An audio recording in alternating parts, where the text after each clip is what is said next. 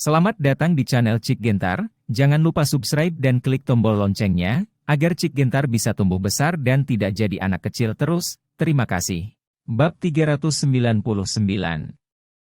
Waktu bergerak maju dengan cepat, dan beberapa hari berlalu dalam sekejap mata. Musim semi di sini dalam waktu kurang dari seminggu. Straight City juga jarang mempertahankan langit cerah untuk waktu yang lama. Matahari menyinari dedaunan, meninggalkan bayangan berbintik-bintik, memberitahu orang-orang bahwa mereka benar-benar ada di dunia ini. Untuk Stephen Lin, hari-hari ini agak terlalu sibuk. Pengaruh pertempurannya dengan John telah sepenuhnya difermentasi dalam beberapa hari ini. Di masa lalu, selalu ada orang yang ingin memintanya untuk berinvestasi, tetapi sekarang orang ingin bertanya. Dia untuk belajar seni bela diri. Kebangkitan sifat ganda benar-benar menggertak, cukup untuk membuat siapapun gila, dan semua orang ingin tahu bagaimana Stephen Lin membangkitkan sifat ganda. Selain itu, di bawah rekomendasi Bei Feiyun, Stephen Lin dan orang-orang di grup WeChat keluarga bahagia Wulin sudah cukup akrab satu sama lain. Master sekte dari berbagai sekte adalah pewaris seni bela diri tertentu, dan setiap orang memiliki berat yang cukup besar dalam seni bela diri. Stephen Lin akrab dengan orang-orang ini, yang berarti bahwa dia telah terintegrasi ke dalam lingkaran atas lingkaran seni bela diri Longguo. Di masa depan, ketika dia pergi ke lingkaran seni bela diri, dia hanya perlu membuka WeChat dan membiarkan yang lain pesta melihat teman-teman WeChat-nya. Diperkirakan Stephen Lin bisa berjalan menyamping. Orang-orang di grup ini tidak hanya mengobrol dan berbagi pengalaman seni bela diri mereka di hari kerja, tetapi juga kadang-kadang bersaing dalam seni bela diri bersama, kirim. Dan pada dasarnya seseorang akan menemukan Anda, yang cukup nyaman bagi mereka yang berlatih seni bela diri. Selain itu, Stephen Lin terkejut menemukan bahwa orang-orang ini kadang-kadang akan mengatur dan membawa beberapa orang untuk menjelajahi medan perang di luar wilayah. Medan perang ekstrateritorial adalah tempat magis, penuh bahaya dan peluang, dan sangat menarik bagi banyak orang. Dan masing-masing orang dalam kelompok ini memiliki kekuatan tempur yang kuat, dan relatif aman untuk memasuki medan perang ekstrateritorial dalam kelompok. Dikatakan bahwa dalam beberapa ekspedisi ke medan perang di luar wilayah, beberapa orang cukup beruntung untuk mendapatkan peluang mereka sendiri. Grup petualangan semacam ini sangat berguna bagi Stephen Lin. Lain kali Anda memasuki medan perang di luar wilayah, Anda dapat pergi dengan orang-orang dalam grup, sehingga Anda dapat menyembunyikan diri di dalam orang-orang ini, dan juga nyaman untuk menyembunyikan diri. Secara umum, bergabung dengan grup ini cukup menguntungkan bagi Stephen Lin. Satu-satunya hal yang sedikit tidak nyaman adalah bahwa wanita bernama Xiao selalu suka mencarinya. Wanita ini mungkin jarang berkomunikasi dengan orang lain, jadi dia memiliki keinginan yang kuat untuk berbicara dan sangat ingin belajar. Dia telah meminta nasihat Stephen Lin berkali-kali sebelumnya dengan video Stephen Lin berkelahi dengan Senna. Pada awalnya, Stephen Lin akan memberinya beberapa petunjuk, tetapi dia tidak bisa menahan diri untuk mengiriminya pesan di tengah malam. Pada akhirnya, dia harus secara selektif mengabaikan pesan pihak lain. Xiao ini cukup menarik, dan Stephen Lin berhenti melecehkan Stephen Lin setelah tidak menjawabnya beberapa kali. Ketika datang ke pelecehan, Stephen Lin merasa sedikit kewalahan. Kemudian Cuing tidak tahu apa yang salah. Dia datang kepadanya setiap 3 hari dan setiap waktu, dan setiap kali dia memberi isyarat bahwa kamu bisa bermain denganku. Ini membuat Stephen Lin sangat malu. Anda mengatakan bahwa jika Anda mengusirnya dengan sombong, maka karakter Anda tidak akan cukup, tetapi jika Anda tidak mengusirnya, Anda akan merasa kesal melihat penampilannya, dan pada akhirnya Stephen Lin memiliki untuk menyembunyikannya. Beritahu Yao An bahwa Chu Ying terlalu dekat dengannya, karena takut orang lain akan salah paham.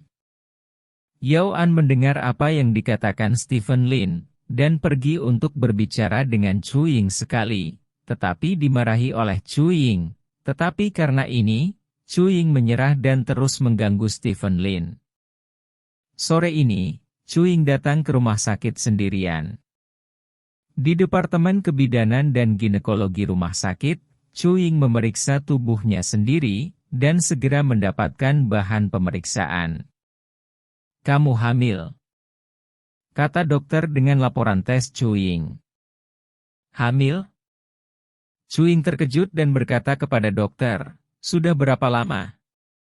"Lihat nilai ini, setelah dia melebihi batas ini, ada kemungkinan besar untuk hamil, tetapi jumlahnya hanya sedikit lebih tinggi, jadi hitunglah waktunya tidak akan lama, seharusnya hanya 10 hari, kata dokter.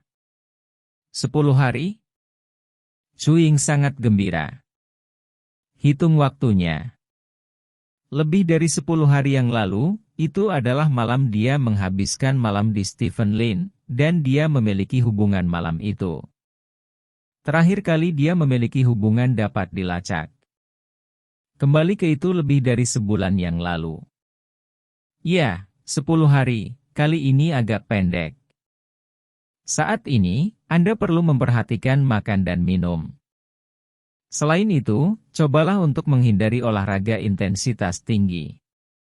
Bulan depan akan lebih kritis, kata dokter, menyerahkan laporan tes di tangannya ke Chu Ying. Melihat laporan di tangannya, kegembiraan batin Chu Ying dapat dibayangkan. Dia benar-benar datang untuk pemeriksaan ginekologi hari ini, tetapi dia tiba-tiba mengetahui bahwa dia hamil, dan anak di perutnya jelas milik Stephen Lin. Sekarang aku tahu apakah kamu berani terus mengabaikanku. Chu Ying menerima laporan itu, tersenyum bangga, dan kemudian berjalan keluar dari rumah sakit. Dia mengeluarkan ponselnya dan memanggil sebuah mobil. Tidak lama kemudian, sebuah mobil hitam berhenti di depannya. Masuk ke mobil, kata pengemudi itu. Chu Ying masuk ke mobil tanpa banyak berpikir. Mobil membawa Chu Ying pergi. Chu Ying mengangkat telepon dan mengirim pesan ke Stephen Lin. Kakak ipar, aku punya kabar baik untuk memberitahumu, kata Chu Ying. Setelah waktu yang lama, Stephen Lin mengembalikan berita itu.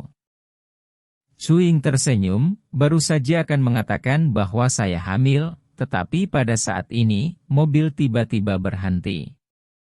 Kenapa kamu tidak meninggalkan tuannya? Tanya Chu Ying.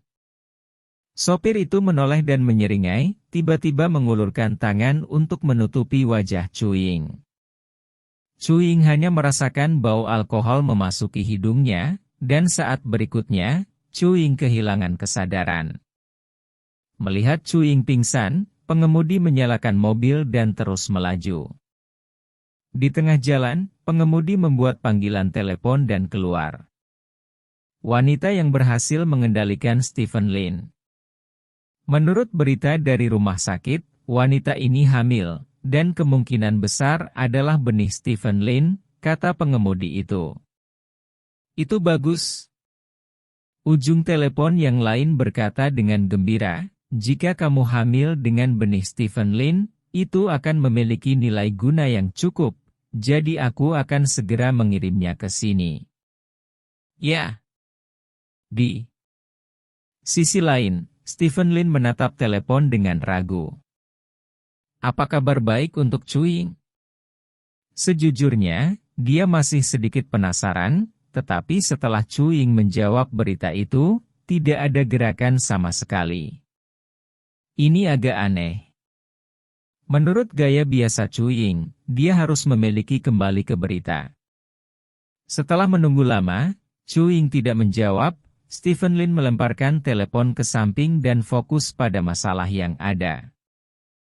Waktu berubah menjadi malam. Stephen Lin berkemas dan hendak meninggalkan kantor ketika Chu Ying tiba-tiba mengirim pesan. Pesan itu adalah pesan suara, dan Stephen Lin menyalakan suaranya. Stephen Lin, wanitamu ada di tanganku. Jika kamu tidak ingin dia mati, datanglah ke gudang Jinbei sendirian pada jam 8 malam ini. Suara seorang pria datang dari pesan suara. Stephen Lin tertegun sejenak, dan segera mengerti. Seseorang mengambil Chu Ying sebagai istrinya, dan kemudian menculik Chu Ying untuk mengancamnya. Stephen Lin sedikit bingung, mungkinkah orang ini mati otak, dan bahkan mengancamnya dengan Chu Ying. Stephen Lin menekan tombol panggil dan berkata, apakah kamu gila, mengancamku dengan saudara laki-laki dan perempuanku? Tidak lama setelah berita itu dikirim, berita datang dari sana. Hehe, kakak dan adik. Jika kami tidak menyelidiki cukup dalam, kami akan tertipu oleh Anda. Wanita ini adalah saudara laki-laki dan perempuan Anda di permukaan, tetapi sebenarnya, dia adalah wanita yang paling Anda cintai. Selama ini dia pergi mencarimu. Berapa kali adalah yang paling banyak, dan kamu sengaja mengabaikannya selama ini agar tidak membuat orang mencurigai hubunganmu, tetapi percuma, kami sudah tahu bahwa kamu telah jatuh cinta dengan ini wanita untuk waktu yang lama. Jika Anda tidak datang hari ini, maka kami akan mengirim mayat ini dan 2 nyawa ke kantor Anda bersama-sama, kata WeChat. 1 mayat dan 2 nyawa? Apa maksudmu? Stephen Lin bertanya.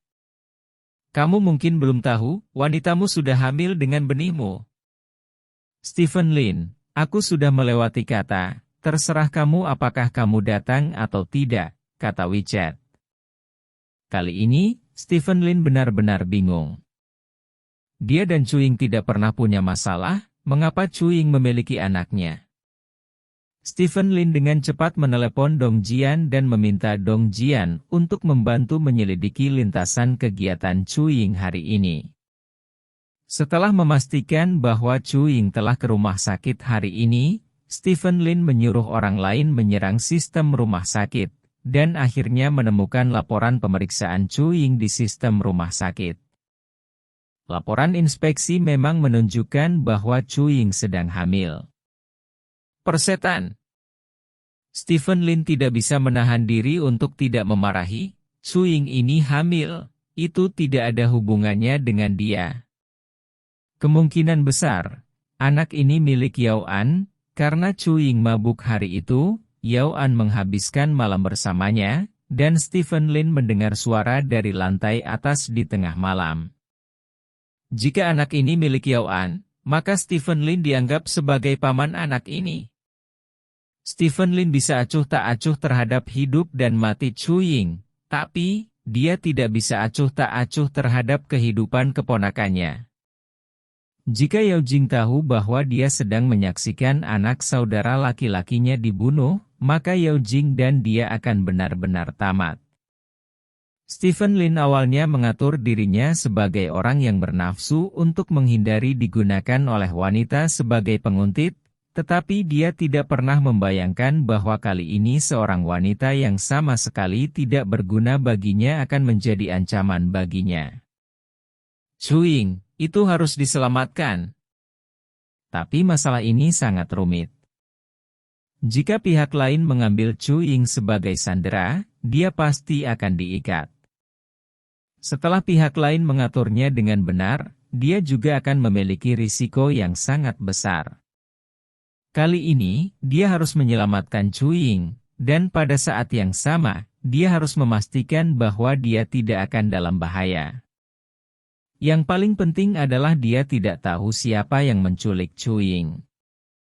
Jika pihak lain adalah 2 jenderal di bawah bajingan tua itu, maka mereka pasti telah menculik Chu Ying untuk memverifikasi identitasnya, dan dia harus berhati-hati untuk memastikan bahwa identitasnya tidak terungkap. Bagaimanapun, masalah hari ini sangat sulit. Jadi Stephen Lin memanggil Dong Jian. Bab 400. Patriark, lebih baik tidak pergi, karena kita tidak tahu apa artinya pihak lain telah bersiap. Jika kita pergi dengan gegabah, itu akan merugikanmu. Cuing bukan wanita, dia tidak berpengaruh padamu, biarkan sendiri artinya, tidak perlu mempertaruhkan untuknya, kata Dong Jian dengan serius setelah mendengarkan penjelasan Stephen Lin tentang sebab dan akibat. Dong Jian, kamu tahu siapa aku?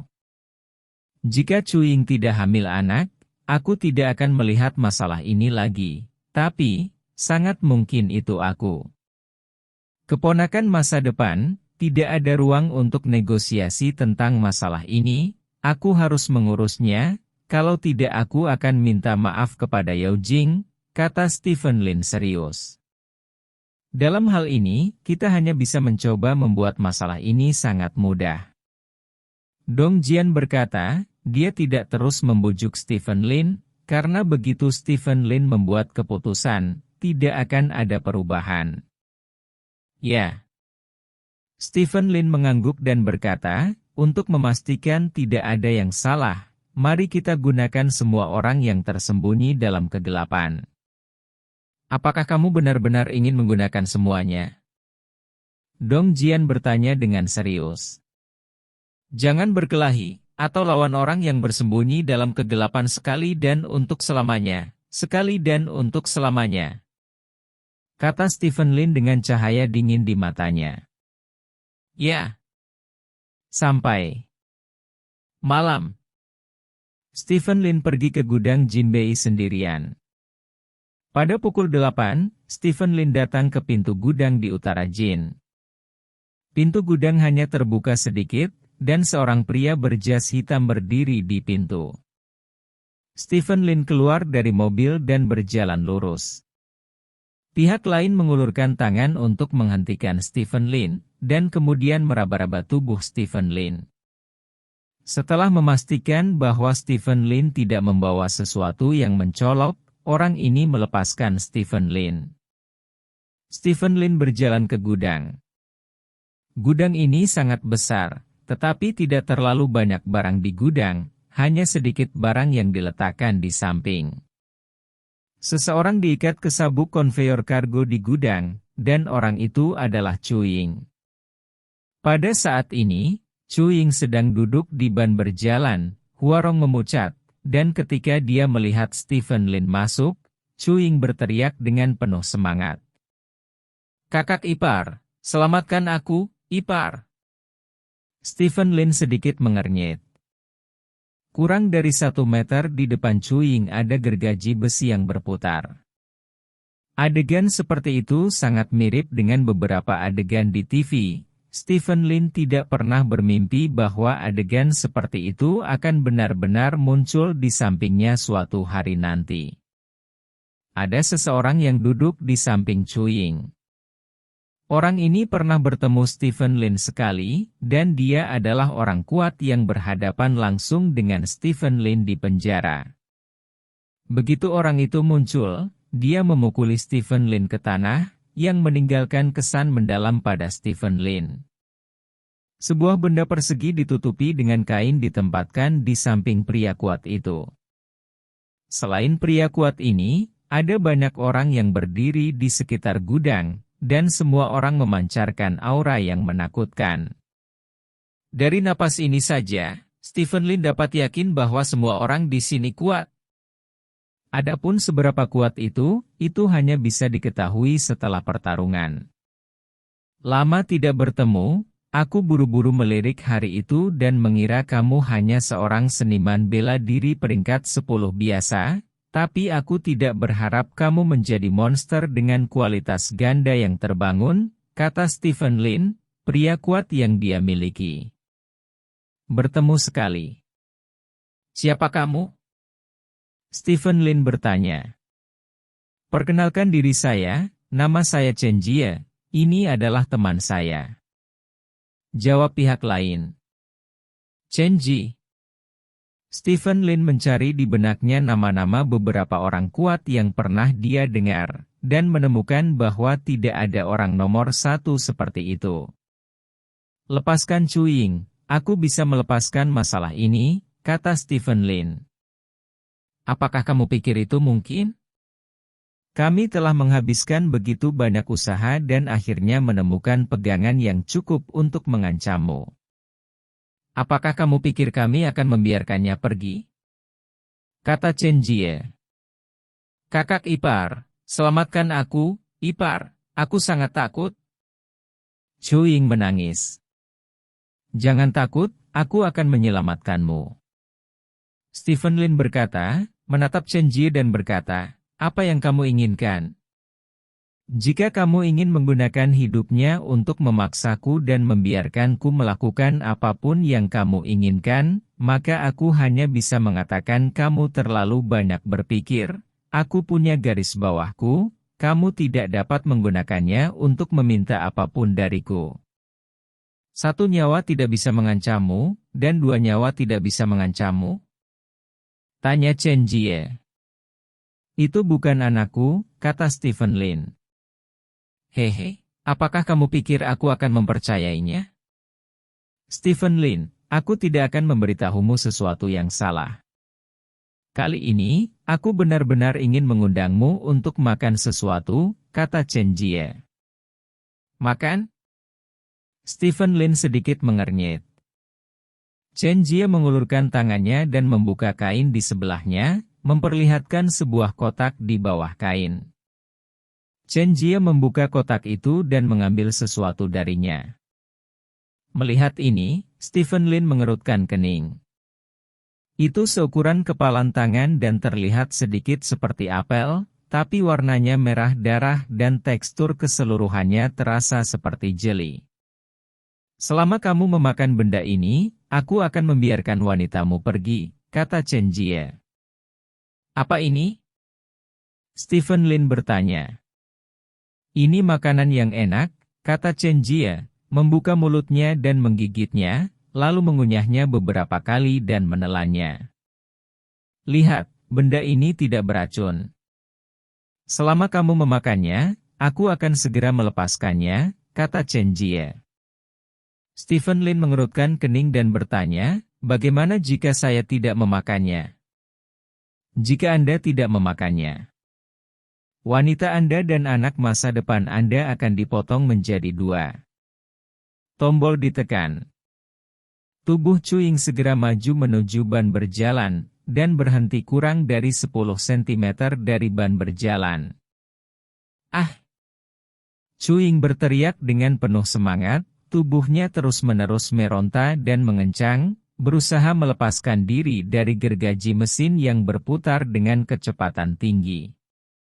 Pilih sendiri, makanlah ini, atau saksikan wanitamu dan anak masa depanmu terbelah 2, kata Chen Jie. Jika aku tidak makan, maukah kamu membunuhku bersama setelah memotongnya menjadi 2? Stephen Lin bertanya sambil tersenyum. Kamu benar. Chen Jie mengangguk. Tidak peduli apa, aku tidak punya pilihan selain memakan benda ini. Oke, berikan aku benda itu, kata Stephen Lin. Chen Jie tersenyum dan melemparkan benda di tangannya ke Stephen Lin. Stephen Lin menangkap benda itu. Benda ini sedikit lengket setelah memulai, Stephen Lin menciumnya, dan menemukan bau darah yang kuat. Dan kemudian melihat lebih dekat pada benda ini, itu adalah hal yang baik dengan kehidupan, sedikit gemetar, dan ada akar kecil di atasnya. Sesuatu seperti kapiler terlihat menjijikkan. Apa-apaan ini? Stephen Lin bertanya. Kamu akan tahu setelah kamu memakannya. Kamu tidak perlu berpikir untuk menunda-nunda, kamu harus memakannya. Jika tidak, kamu dan wanitamu hanya akan menemui jalan buntu. Ada 5 dari kita di sini, dan masing-masing dari mereka adalah super kuat. Kali ini kami menggunakan kekuatan terkuat dari organisasi, sehingga Anda tidak memiliki ruang untuk melawan, Anda dapat makan dengan cepat, setelah makan, Anda dan wanita Anda akan aman, kata Chen Jie. Benda ini sangat menjijikkan, aku tidak punya nafsu makan. Stephen Lin menggelengkan kepalanya. Benarkah? Sepertinya kamu tidak menangis tanpa melihat peti matinya, kata Chen Jie, menekan tombol di ban berjalan secara langsung. Tubuh Cuing pergi ke gergaji besi lagi. Cuing berteriak, dan dia pingsan karena ketakutan. Pada saat yang sama, seberkas cahaya tiba-tiba mendarat di gergaji besi. Dengan keras, gergaji besi dibubarkan secara langsung, dan ban berjalan berhenti. Chen Jie mengerutkan kening dan melihat ke arah dari mana sinar itu berasal. Sebelum ada yang bisa dilihat, beberapa sinar cahaya menyerang lagi. Chen Jie menghindar dan meninggalkan posisi di mana dia baru saja berdiri. SSSST. Balok mengejar Chen Jie setelah Chen Jie meledakkan kecepatannya secara ekstrim, dia tidak bisa lepas dari pengejaran balok. Ledakan. Kotak besi terkena balok, dan seluruh kotak besi meledak langsung di udara. Pasir yang terkandung di dalam kotak besi berserakan, benar-benar menghalangi tubuh Chen Jie, dan balok itu tidak muncul. Pada saat yang sama, salah satu bawahan Chen Jie bergegas menuju jendela di sebelah gudang. Ada seorang pria berdiri di dekat jendela, memegang senjata laser panjang di tangannya. Sinar cahaya barusan datang dari senjata laser ini. Pasukan Chen Jie sangat cepat, dan mereka datang ke jendela dalam sekejap, dan kemudian menyerang pria itu dengan pistol secara langsung. Pria dengan pistol itu mengacungkan jari kakinya dan melompat dari jendela. Ketika dia jatuh, dia mengarahkan moncong pistolnya ke tangan Chen Jie dan menarik pelatuknya. Gaya reaksi secara langsung menyebabkan tubuh pria dengan pistol itu terbang mundur, dan pada saat yang sama, sinar cahaya dari moncongnya juga menuju ke arah anak buah Chen Jie. Bawahan Chen Jie bereaksi sangat cepat, memutar tubuhnya untuk menghindari sinar. Di sisi lain, bawahan Chen Jie yang lain juga mendatangi pria dengan pistol itu. Pada saat ini, pria dengan pistol berada di udara, dan sama sekali tidak ada cara untuk menghindari serangan dari anak buah Chen Jie lainnya. Pada saat ini, sesosok tiba-tiba bergegas dari kejauhan, dan kemudian beberapa melompat dan langsung menuju anak buah Chen Jie yang lain. Ledakan. Sebuah ledakan keras. Bawahan Chen Jie lainnya dipukul langsung oleh sosok itu, dan seluruh orang terbang keluar dari kejauhan, mengenai ember besi di kejauhan dengan keras, menghancurkan beberapa ember besi. Pria dengan pistol dan sosok yang tiba-tiba muncul mendarat dengan mulus dari udara. Di sisi lain, Stephen Lin sudah tiba di ban berjalan dan mengambil Cuing dari ban berjalan. Bos. Pria dengan pistol dan pria di sampingnya berteriak pada Stephen Lin. Yah. Stephen Lin mengangguk dan melihat ke sisi lain. Chen Jie dan beberapa bawahannya sudah berdiri bersama saat ini, dan orang yang dipukuli tidak menderita banyak kerusakan dan kembali ke sisi Chen Jie. Ada 4 orang yang berdiri di samping Chen Jie, total 5 bersama dengannya. Di sisi Stephen Lin berjalan ke 2 bawahannya. Bagaimana bisa ada pembangkit tenaga listrik tingkat ini di sekitarmu? Chen Jie bertanya dengan cemberut. Apakah kamu terkejut atau terkejut? Stephen Lin bertanya. HMPH, bahkan jika kamu memiliki pembantu, kamu hanya 3 orang. Kami 2 lebih banyak darimu. Kata Chen Jie dengan wajah gelap. 3 orang? Stephen Lin tersenyum dan menggelengkan kepalanya. Pada saat ini, di pintu. Dong Jian berjalan masuk dari pintu sambil menyekat tangannya. Orang-orang yang menyergap di sekitar gudang telah diselesaikan, Patriark, kata Dong Jian ringan. Murid Chen Jie menyusut, dan wajahnya menjadi sangat jelek. Saat itu, pop, pop, pop. Beberapa sosok jatuh dari langit dan berdiri di samping Stephen Lin. Orang-orang ini gemuk dan kurus, pria dan wanita, dan masing-masing memancarkan paksaan yang menakutkan. Bos, semua anggota tim pembantaian 6 orang berkumpul, tolong beri perintah. Seorang pria dengan wajah muram berkata dengan acuh tak acuh. Tinggalkan ruang tamu, kata Stephen Lin ringan. Ya.